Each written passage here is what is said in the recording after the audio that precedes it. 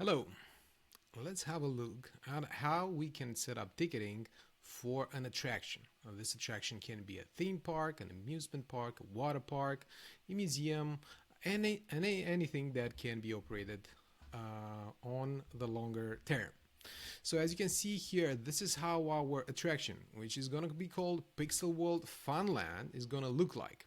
First of all, we can see that is calendar based because most attractions do have some sort of capacity management, and we can see we have an information here showcasing whether we have a lot of space in any given day, whether it's filling up fast or it's sold out. You're going to notice that we have two what we call bundles. It's the family pack and the school pack. We have one general access option and one general access for children, like differentiated tickets. We also gonna see that we have options for party planning, and we have what we call add-ons.